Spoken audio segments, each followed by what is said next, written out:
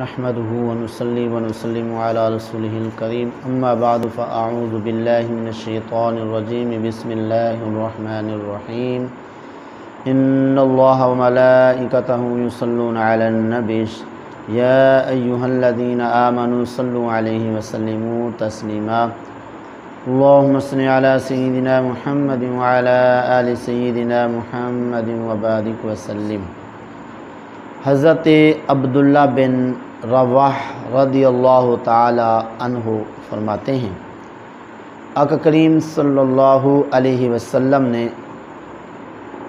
صحابہ کرام رضوان اللہ علیہم اجمعین کو جنگ کے لیے تیار کر کے بھیجا، اور ان صحابہ میں جن کو حضور نے جنگ کے لیے بھیجا میں بھی شامل تھا۔ اتفاق ایسا کہ جمعے کا دن تھا، میں نے سوچا چلیں جمعے کا دن ہے، یہ قافلہ جا رہا ہے، میں نماز جمعہ پڑھ کے اس قافلے کے پیچھے جا کے پہنچ جاؤں گا، اور یہ یقین بھی تھا کہ آقا کریم صلی اللہ علیہ وسلم کے پیچھے نماز پڑھ کے میں ان کے ساتھ مل جاؤں گا۔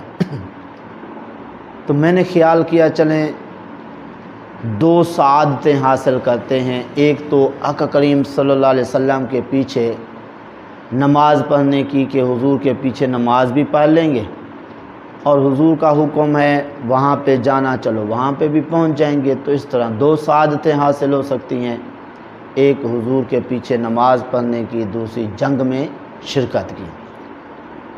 تو نماز جمعہ جب میں نے پڑھا، باقی لوگ تو چلے گئے حضور کے حکم پر، تو میں نے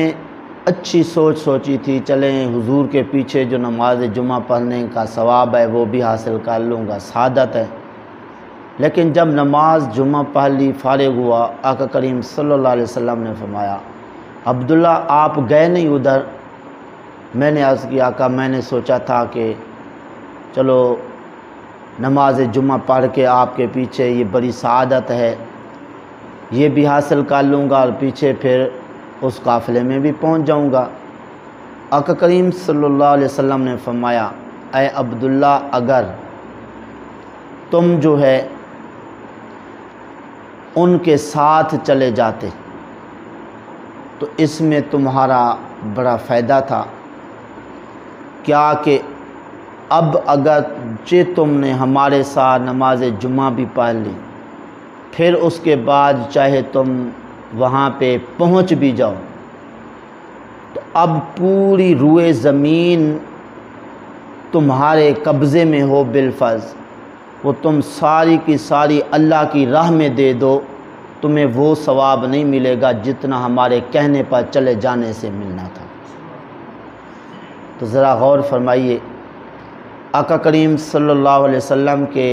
فرمان پر فوری طور پہ عمل کرنے کے کتنے فوائد۔ حضرت عبداللہ بن رواح نے حالانکہ اچھی سوچی تھی کہ حضور کے پیچھے نماز پڑھنے کی سعادت مل جائے گی تو ساتھ ادھر بھی چلا جاؤں گا، ادھر کا بھی ثواب مل جائے گا، لیکن آقا کریم صلی اللہ علیہ وسلم نے کیا فرمایا کہ اگر ہمارے کہنے پر ہمارے حکم پر چلے جاتے وہ تمہارے لیے بہت مفید تھا، اب جو ہے چاہے تم وہاں پہ چلے بھی جاؤ لیکن وہ ثواب نہیں ملے گا، اگر چلے جاتے تو تمہیں سبحان اللہ کتنا بے شمار ثواب حاصل ہوتا، کتنا بے شمار کہ ابھی سماعت فرمایا پوری دنیا کی زمین قبضے میں ہو،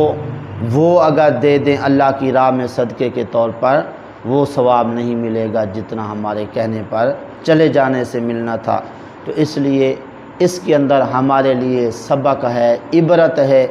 کہ ہم حضور کی سنتوں کو چھوڑ کے بڑے بڑے وظائف نہ جانے کے کیا کیا کرتے ہیں، لیکن آقا کریم صلی اللہ علیہ وسلم کی سنت، آقا کریم صلی اللہ علیہ وسلم کے فرمان کو ترجیح دینے کی بجائے بڑے بڑے کام کا جاتے ہیں، لیکن یہی کہ جی کیونکہ یہ بھی اچھا عمل ہے، جس طرح محفلیں لوگ کرواتے ہیں، ساری ساری رات جو ہے کیا ہوتا ہے، نعت خوانی ہوتی رہتی ہے۔ خطاب تو ماشاءاللہ ویسے آج کل ختم ہوتے جا رہے ہیں کہ کہیں جو ہے کسی کے ذہن میں، کسی کے دل میں کوئی آقا کریم صلی اللہ علیہ وسلم کی سنت کی بات بیٹھ جائے، یا کوئی اور اہم بات جو ہے وہ علماء کریں وہ بیٹھ جائے۔ بلکہ آج کل تو یہ ہو رہا ہے کہ مولوی صاحب کو بلائیں بھی صحیح تو کہتے ہیں مولوی صاحب چلیں آج ٹائم نہیں ہے، تو پھر اگر موقع ملا بعد میں آپ کو جو ہے وہ جی موقع دیا جائے گا تقریر کا، اب نہیں۔ اب وہ ساری رات جی نعت خوانی ہوتی رہی، صبح کی نماز بھی گئی جی، اور اس طرح جو ہے جماعت کیا بالکل نماز ہی سرے سے جو ہے وہ لوگ نہیں پڑھتے ہیں۔ تو اس لیے اس طرف ضرور توجہ کرنی چاہیے کہ ایسی نعت خوانی کا کیا فائدہ جس سے فرض بھی چلے گئے۔ آقا کریم صلی اللہ علیہ وسلم کے اس فرمان کے اندر کیا ہے، عبرت ہے ان لوگوں کے لیے جو ساری ساری رات جو ہے وہ نعت خوانی میں تشریف فرما رہتے ہیں، جب صبح اذان ہوتی ہے تو سارے لوگ جا کے سو جاتے ہیں۔ ہاں کچھ لوگ ہوتے ہیں اللہ پاک کی توفیق اور اس کے فضل سے نماز پڑھ بھی لیتے ہیں، لیکن اکثریت جو ہے وہ اسی بیماری کا شکار ہے کہ جیسے نعت خوانی ختم ہوئی، نماز کا ٹائم ہوا تو جا کے سو گئے۔ اسی طرح اگر نعت خوانی دن کو ہو رہی ہوتی ہے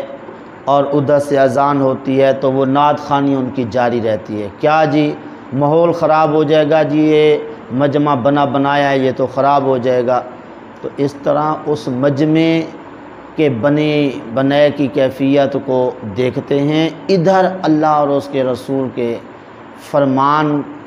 کو نہیں دیکھتے۔ حالانکہ زیادہ تو جی ویلیو ہمیں سمجھنی چاہیے آقا کریم صلی اللہ علیہ وسلم کے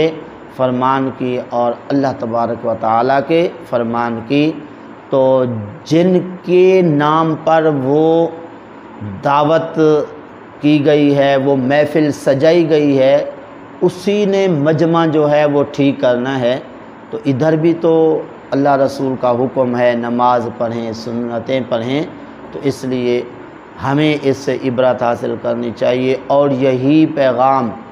جی دوسروں تک بھی پہنچانا چاہیے